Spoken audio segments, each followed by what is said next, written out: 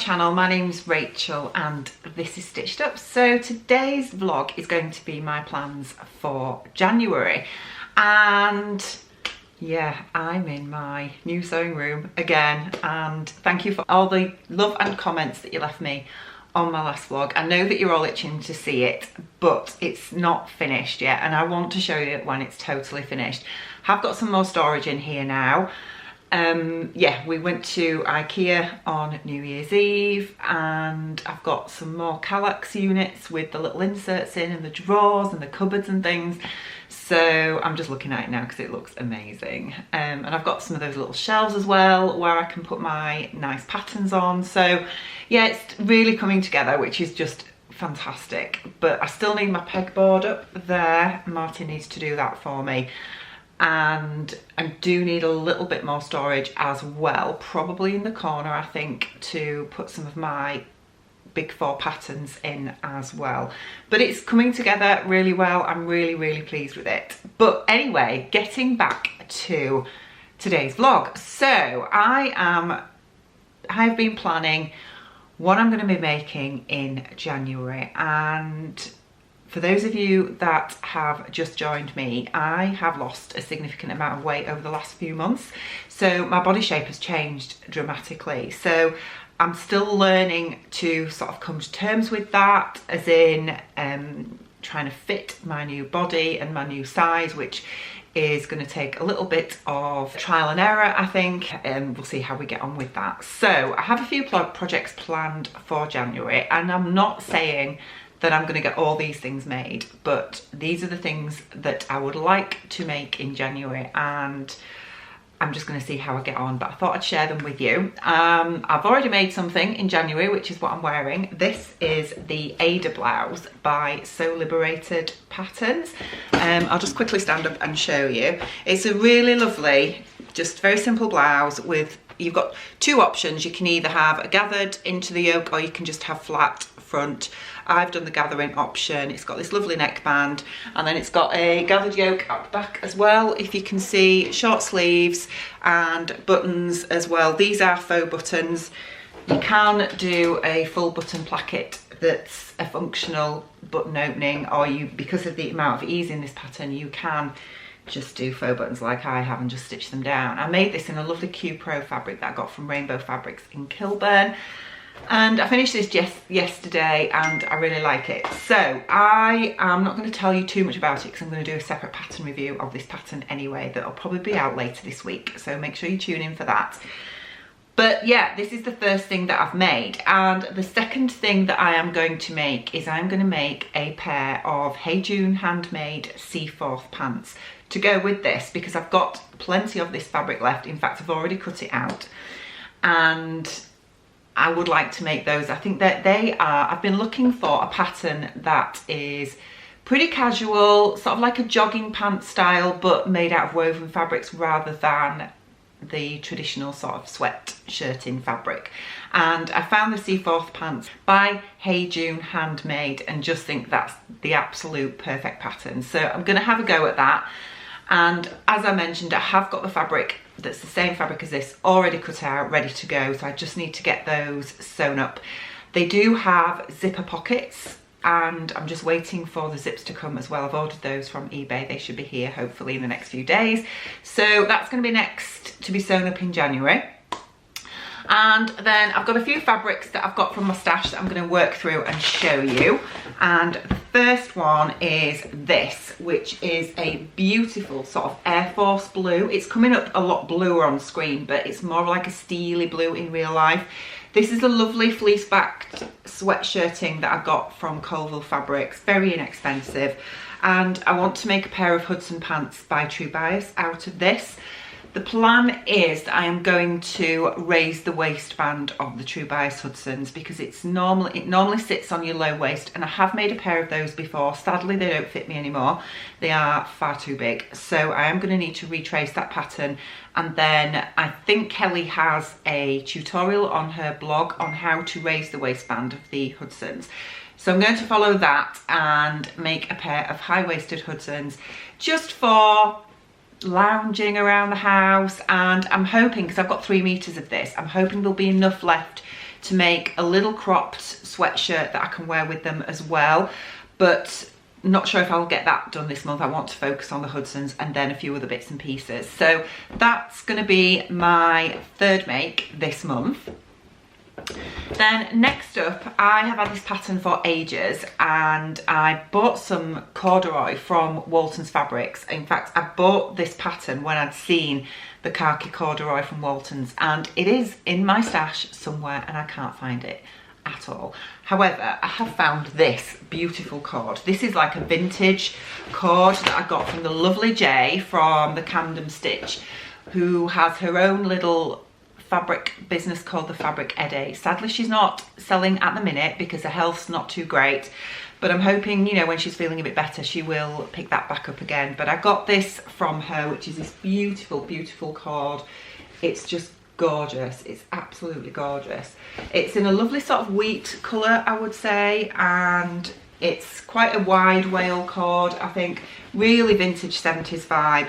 But yeah, I'm going to make this pattern, which is the Papercut Patterns Stacker Jacket, and I will put a better picture in of that to show you. But essentially it's like a loose fit, cropped length, well, hip length jacket with big pockets on the front, a collar, and I just think it'll look great out of this. As I say, I did buy some khaki cord, but I've no idea where that is at the minute, so this is going to be perfect in that. And yeah, I need to get the buttons for that. I'm not sure whether it's buttons or whether it's the, you know, like the jeans buttons. It might be those, but I do have some of those in my stash, so I could always use those as well. But really looking forward to having a go at that one.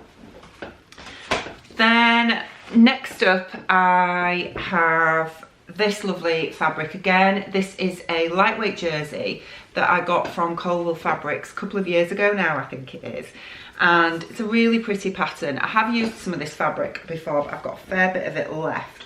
And I want to make a slouchy Dolman off the shoulder tee, basically, you know, one that can sort of just, you know, again, just for lounging, because we're all feeling a bit like that in January, aren't we?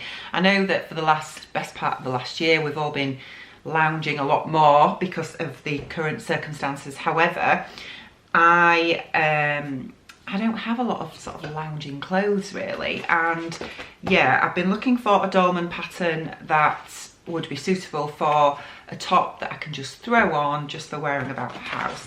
And I found this one in my stash already that I've printed out, and I haven't actually stuck the PDF together yet, but this is the Ellie and Mac High Hopes Dolman pattern. Quite often Ellie and Mac do what's called Wacky Wednesday, where they sell what, you know, a few of their patterns for $1 a piece, and I think this is one that I picked up on a Wacky Wednesday in the past for $1. And yeah, this is it here, the High Hopes Dolman. It's basically a batwing sleeve with cuffs and a tight waistband, and you do have an off the shoulder and a regular waistband, regular neck band option with this. So I'm going to do the off the shoulder version out of this lovely lightweight jersey, and I think that will look really nice just for wearing with jeans, for throwing on, for staying at home. Right, next up, I have had this pattern in my stash for ages, and it's a beautiful, beautiful pattern. And it's a Vogue pattern. It is V1633, which is this gorgeous, gorgeous dress with balloon sleeves, a lovely sort of drape neckline and wrist cuffs. And you've got two options for the skirt. You can either have a fullish skirt, which looks like a half circle, I think, or you can have a straight skirt that hits on the knee line. Now, I'm going to make the version with the fuller skirt. I'll just show you the line drawings on the back so you can see the other options there. And this pattern you can use for crepes, viscose challis, jerseys as well. So you've got the option of lightweight drapey fabrics that are of a woven base, or you can use a jersey as well. But I'm going for the woven, and I want to actually make it out of some Mind the Maker fabric that I've got, which was really expensive. I think I showed you it in one of my fabric hauls back in November, and it's like a pink with big navy random spots on. And I think that dress would look amazing in that. But I'm going to toile it first because obviously I've not made this pattern before, and I'm going to have to trace off a much smaller size than what I'm used to. So I'm going to toile it with this gorgeous, gorgeous viscose that I got from the textile centre. I think this will be lovely for a winter dress. It's just going to look great with tights and boots. I love the big dramatic design of this, the big leaf print. I think that dress will look really, really nice in that. So I'm really excited to have a go at that dress because, as I say, I've had that pattern in my stash for ages and I've not attempted it yet, and I think that's going to be a great dress to wear this time of year. So I'm looking forward to making that. I think I've got about 4 meters of this fabric, 4 or 5 meters anyway, and this dress takes only 2.5 meters, it says. But it is fully lined as well, so I'll probably line it in the same fabric, or I'll just choose some viscose out of my stash, but we'll see how we get on with that one. Then next up, I have had the Sew Over It Georgie dress pattern for ages, and I've not made that up yet either. I think this is the pattern here. Again, you'll have to excuse my printer, it was having a bit of a nightmare with printing a few months ago, but I'll put a better picture in of the Georgie dress so you can have a look. However, this, yes, again, I have printed all the pattern out, but I've not actually stuck that together yet. So that's going to be stuck together and I'll need to trace that off. But the Georgie dress is essentially a wrap dress that it's got 2 skirt versions. You can either have a gathered skirt, which you can use out of lightweight fabrics, or you can have more of like a circle skirt attached to the wrap bodice, which needs a more medium to heavyweight jersey. So it is designed for jersey fabrics. This pattern, as I say, I've had it ages now and I've not made it up yet, so I'm really wanting to have a go at that. And I have chosen this fabric. Again, this is a jersey fabric that I got from Colville Fabrics. I've got 3 meters of this and it's been in my stash for a couple of months now. It's beautiful, I really like it, I think it's lovely, and again, I think it would be great to toile that pattern for that I've not made before, and yeah, just to see what the fit's like. So I'm looking forward to having a go at that one.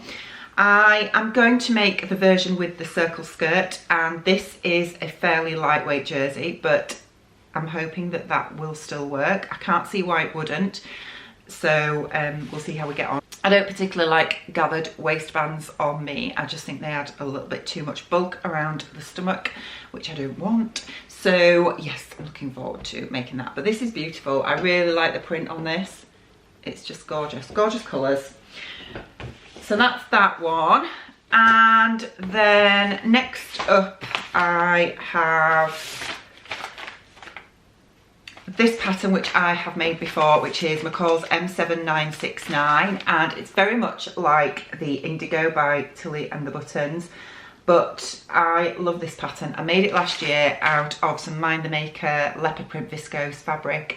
I think if I can find the picture of me wearing it, I'll put it up here, and I really, really like it. It's lovely. I am still wearing that dress, but it is a little bit too oversized now, so I am going to have to retrace this one as well.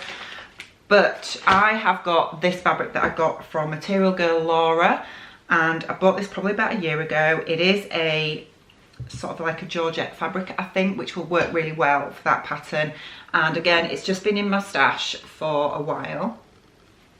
But this is the fabric here. Again, it's really pretty. It's a lovely drapey fabric, navy blue with leaves on, and it's got a gorgeous drape to it. And I think, again, for this time of year, that will look really nice, really cute with a little cardigan and tights and boots. So yeah, I'm really pleased with that. And then finally, the other pattern that I have printed out and I just need to get stuck together and I want to have a go at is this one, which is Friday Pattern Company Sagebrush top. And this again is a gorgeous, gorgeous little top that is designed for woven fabrics. and you've got loads of options for colour blocking or using different fabrics. It's got really nice structured short sleeves and a little yoke at the front, and then it's got a little tie neck at the back. And I've had this pattern for a while. Again, I think I bought this in the Black Friday sale last year. Feels strange saying that now.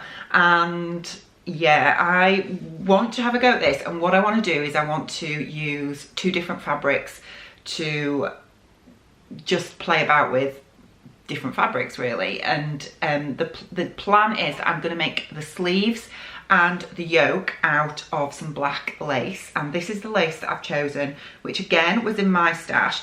It's got a scallop hem to it, so hopefully you can see that. I might just put some better pictures in of this to show you, but it's got this really lovely scallop lace hem. So I am going to use this for the yoke and the sleeves, and then the rest of the actual top I'm going to make just out of a black viscose. And I'm hoping the combination of the lace and the viscose together will make a really lovely sagebrush top. It's a bit of a tongue twister saying that one.